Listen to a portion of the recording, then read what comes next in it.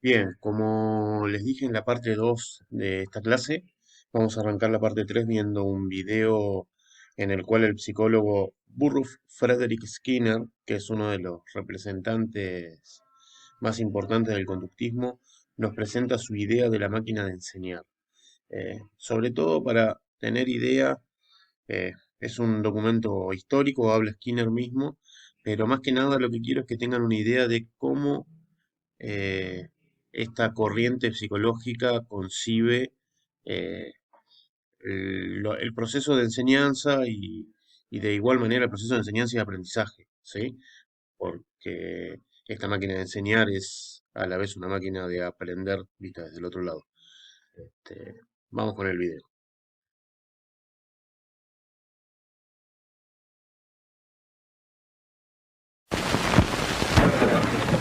These young people are studying in a new way. Class in spelling, it might as well be arithmetic or algebra or grammar or in fact anything involving the use of words or symbols. Each student is using a teaching machine, a device which creates vastly improved conditions for effective study. What are teaching machines? How are they used? What can they teach? Who prepares the material they teach? And how does this material differ from textbooks, lectures, and educational television? What impact will machine teaching have on school organization? Some of these questions can be answered in at least a preliminary way.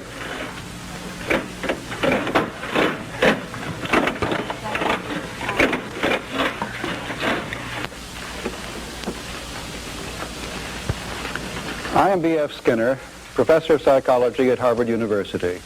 I should like to discuss some of the reasons why studying with the help of a teaching machine is often dramatically effective. With the machine you have just seen in use, the student sees a bit of text or other printed material in a window.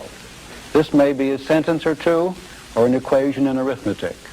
Some small part is missing, and the student must supply it by writing on an exposed strip of paper.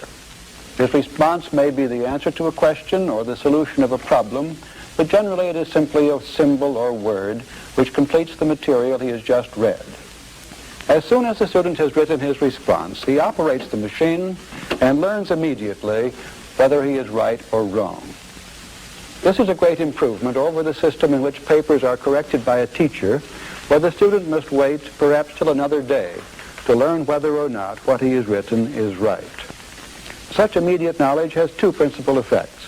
It leads most rapidly to the formation of correct behavior. The student quickly learns to be right. But there is also a motivating effect. The student is free of uncertainty or anxiety about his success or failure. His work is pleasurable. He does not have to force himself to study. A classroom in which machines are being used is usually the scene of intense concentration. One function of a teaching machine, then, is to give the student a quick report on the adequacy of his response. This is important not only for efficient learning, it generates a high level of interest and enthusiasm. Another important advantage is that the student is free to move at his own pace. With techniques in which a whole class is forced to move forward together, the bright student wastes time, waiting for others to catch up. And the slow student, who may not be inferior in any other respect, is forced to go too fast. Not quite completing one day's assignment, he is even less likely to complete a second. And he gets farther and farther behind and often gives up altogether unless remedial steps are taken. A student who is learning by machine moves at the rate which is most effective for him. The fast student covers a course in a short time, but the slower student, by giving more time to the subject, can cover the same ground. Both learn the material thoroughly. A third feature of machine teaching is that each student follows a carefully constructed program, leading from the initial stage where he is wholly unfamiliar with the subject to a final stage in which he is competent. He does this by taking a large number of very small steps arranged in a coherent order. Each step is so small that he is almost certain to take it correctly. The material is designed to give the student as much help as possible. He is not in any sense being tested. Instead, helpful hints, suggestions, and prompts maximize the chances that he will be right. The fact that each step is very small is important. Even though it may not seem like much of an accomplishment, it is always progress in the right direction. Programs have been constructed in which, without any prior study, the average student is right 95% of the time. This result is partly due to the fact that the student only moves on when he has completely mastered all the preceding material. If he is absent, he does not miss any work because he takes up where he left off upon returning to the machine. A conservative estimate seems to be that with these machines, the average grade or high school student can cover about twice as much material with the same amount of time and effort as with traditional classroom techniques. There is no magic about this. A teaching machine is simply a convenient way of bringing the student into contact with the man who writes the program. It is the author of the program, not the machines, who teaches. He stands in the same position as a textbook writer, except that he is much closer to the student. He and the student are constantly interacting. This interaction can be mediated in different ways, of course, and each way means a different kind of teaching machine, each having special features and advantages. There is Dr. Arthur Lumsdaine of the University of California in Los Angeles. Bien, como vimos, se trasladan las estructuras que se fueron dando en el ámbito de la industria al sistema educativo. Este es el motivo por el cual se le denomina pedagogía tecnicista, ya que se basa en estas técnicas sistematizadas. Y por otro lado también se la llama pedagogía por objetivos, ya que su base más importante es la sistematización y persecución de objetivos claros y mayormente al servicio de transformar a los y las estudiantes en trabajadores eficientes para esta industria naciente. Su principal objetivo es ser eficiente, tecnificar sus procesos con estas bases científicas que estuvimos analizando. Para esta corriente, la educación es parte de un proceso que permite entrenar a la sociedad para hacer determinadas cosas. No discute los fines. Los fines en esta perspectiva están determinados por la sociedad. Y los docentes son simples encargados de realizar un proceso establecido en otros niveles, por los encargados de analizar y establecer los procesos educativos para llevar adelante. Para esta perspectiva hay unas personas que específicamente se encargan de diseñar, delinear y establecer las estrategias pedagógicas que se van a llevar adelante y los docentes cumplen la función de eh, llevar estas estrategias al aula. Son operarios, como vimos en la fábrica, dentro de esta perspectiva pedagógica. Y la escuela es solo un dispositivo, ya en clases anteriores hablamos de a qué nos referimos con dispositivo, recuerden eso, la escuela es solo un dispositivo que permite entrenar a los sujetos en una sociedad para hacer determinadas cosas, ¿sí? Principalmente actuando sobre la conducta de estos sujetos. Otro tema importante a tener en cuenta es que para esta perspectiva tiene una importancia primordial que estos procesos generen resultados útiles. Esto nos remite a ese concepto de utilitarismo que tiene mucha importancia dentro de esta perspectiva. Muy asociado a esta perspectiva, la parte utilitaria, la vamos a trabajar también un poco más en la clase sincrónica, pero recuerden este punto porque tiene mucho que ver con los conceptos de esta perspectiva. Y sobre todo este utilitarismo está orientado a un criterio de rentabilidad.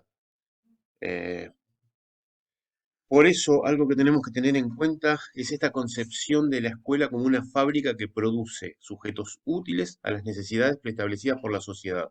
Y también tengamos en cuenta que esta sociedad está vista como una sociedad generalmente industrializada. Otro tema importante para esta introducción en los conceptos tecnicistas, conceptos que como ya les dije vamos a profundizar en la clase sincrónica, la idea de la clase de hoy es hacer una contextualización de toda la situación que permitió generarse y fortalecerse a esta perspectiva y una introducción para que vayan teniendo una idea de qué se trata esta perspectiva, que después se va a profundizar más con las lecturas que tienen, que ahora les paso a comentar, y en la clase sincrónica vamos a verlo un poco más profundo. Para esta corriente, otro tema importante, como para hacer un cierre de la introducción, es la evaluación. En esta corriente la evaluación se la ve como una forma de asegurarse que los procesos fueron llevados a cabo, ¿sí? Este, o sea, es la manera de corroborar la apropiación de las habilidades y los conocimientos preestablecidos con una eh, aplicación lineal llevado a cabo por los maestros de lo que, como ya vimos, otros individuos que son los especialistas en delinear estas estrategias pedagógicas establecieron. De igual manera, estas evaluaciones tienden a estar delineadas por otros especialistas que las bajan a los maestros para que esto las lleven al aula. Y asimismo hay otros sujetos que se van a encargar de verificar que estos maestros lleven adecuadamente al aula tanto los procesos de enseñanza como los procesos de evaluación.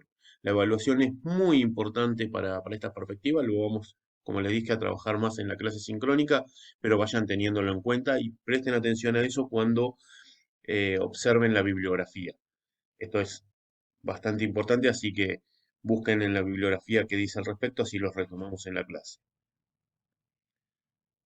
Eh, Realizamos hasta acá una contextualización de la situación en la que se gestó la pedagogía tecnicista y hicimos una introducción a sus perspectivas y paradigmas pedagógicos. Eh, También estuvimos viendo la manera en la que ven a los docentes, cuál es la concepción de sujeto que tienen, qué representan los estudiantes y cuáles son los contenidos y sobre todo los fines de la educación. Eso es muy importante para esta perspectiva y es un poco de lo que estuvimos viendo. Esta corriente, al igual que las otras dos que vimos anteriormente, la de la pedagogía tradicional y la pedagogía de la escuela nueva, forman parte de las perspectivas teóricas de lo que se conoce como teorías no críticas, ¿sí? Esto es importante y acá voy a hacer hincapié en una cosa para que no se cometa un error que suele ocurrir, porque es muy común pensar, sobre todo a la escuela nueva, como dentro de las perspectivas críticas. Nosotros vamos a ver las teorías no críticas y las teorías críticas que las vamos a ver en las próximas clases con las corrientes críticas justamente. Ahora esto es para hacerles una introducción y para que ya lo vayan teniendo en cuenta. Y vuelvo a lo de la escuela nueva. A la escuela nueva a veces se la confunde porque critican a a las perspectivas tradicionales, pero no critican a la educación como, como un potencial de poder solucionar los problemas sociales y las desigualdades sociales. Estas teorías consideran que lo que hay que modificar son los métodos, pero que la educación es capaz y la escuela dentro de esta educación es capaz de revertir las injusticias sociales y las desigualdades y todos los problemas que la sociedad trae consigo. ¿Sí? Lo que discuten son los procesos, pero no discuten la educación en sí misma como esa capacidad. ¿Sí? Eh, las teorías críticas, por el contrario, conciben que la educación es reproductora de esas desigualdades y trabajan en consecuencia. No los quiero confundir mucho, esto lo vamos a ir viendo más adelante, pero sí se los tiro como anticipación y sobre todo en la escuela nueva que suele ocurrir esa confusión de pensar que la escuela nueva pertenece a las teorías críticas y en verdad junto con las tecnicistas y junto con la tradicional pertenece a las teorías no críticas. Se encuadra dentro del universo de las teorías no críticas porque tanto la escuela nueva como la perspectiva que estamos viendo ahora, como la tradicional que vimos en las primeras clases, consideran que la escuela o la pedagogía, o como lo quieran ver, tienen el potencial de modificar el mundo por sí mismo, que lo que hay que ajustar son los parámetros con los que se educa para que esa educación pueda cambiar a todos los sustratos de la sociedad. En cambio, las teorías críticas, que las vamos a ver más adelante, por eso no quiero profundizar mucho esto, porque necesitamos conocer esas teorías para entender cómo se hace esta división, piensan que el problema está en que la educación en sí misma eh, no solo no cambia estas desigualdades, sino que es funcional a replicarlas. Esto lo vamos a ver más adelante, pero quería aprovechar este momento para hacer una introducción.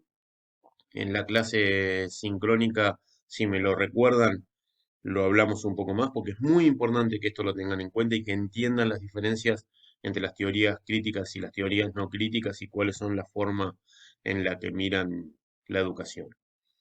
Bueno, por último, les voy a comentar la bibliografía que tienen como obligatoria. Tienen los textos El culto a la eficiencia y la pedagogía por objetivos, Nacimiento de un estilo pedagógico y la pretendida neutralidad del enfoque tecnológico, que son los capítulos 1 y capítulo 5 respectivamente en la pedagogía por objetivos, Obsesión por la eficiencia, que es un libro de Jimeno Sacristán, y paralelamente también les voy a compartir como bibliografía complementaria el capítulo 2 de este mismo libro que se llama El afianzamiento de la pedagogía por objetivos, este, con lo cual tenemos un panorama interesante para que empiecen a entender esta perspectiva. Acá hay otro punto que es importante y es que tengan en cuenta que el autor observa la pedagogía tecnicista de una manera muy crítica. O sea, no es favorable su mirada sobre esta perspectiva. Eso es importante tener en cuenta que las miradas y los análisis sobre las distintas perspectivas pueden ser favorables o desfavorables desde su punto de partida. Eh, no es muy malo esto, pero sí es importante que lo tengamos en cuenta para saber desde dónde los y las autoras están mirando las perspectivas que están trabajando. Por ejemplo, cuando nosotros vimos las perspectivas de escuela noísta, la corriente pedagógica de la escuela nueva, generalmente lo vimos desde una mirada bastante a favor de esas corrientes. Por eso yo les estoy pidiendo también para la próxima clase que ustedes piensen las críticas que las hay y cuáles podría haber.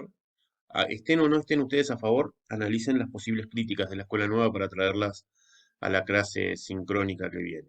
Y en este caso, observen al revés, la bibliografía está vista desde una manera crítica, así que estén atentos a eso, a que el autor está hablando desde esa posición. Recuerden, se los recuerdo una vez más, la tarea que le pedí para la próxima clase, que es que averigüen o que piensen, que analicen un par de cosas. Primero, lo que les acabo de decir. Piensen o investiguen, es válido mm, escuchar otras voces y traerlas para la clase. eh, ¿Cuáles pueden ser las críticas a la escuela nueva? Tanto las que se les puedan ocurrir a ustedes, como las que hayan hecho aunque ustedes no estén de acuerdo, o las que hayan hecho que ustedes estén de acuerdo, obviamente. La segunda tarea de las tres que les estoy pidiendo es que averigüen de qué se trató el panóptico. Recuerden esa palabra, averigüen y piensen eh, por qué yo les estoy pidiendo que averigüen esto y qué tiene que ver con la perspectiva pedagógica que estamos trabajando en estas dos clases. Y la tercera tarea en parecido sentido que la segunda, es ¿por qué creen que el surgimiento durante el taylorismo y el fordismo de trabajadores que se especializaban en el control de otros trabajadores puede ser relevante para los sistemas educativos, principalmente para esta pedagogía? ¿Sí? Averigüen esas tres cosas, lean la bibliografía que les acabo de comentar y nos estamos viendo en una semana en la clase sincrónica. Que tengan una linda semana.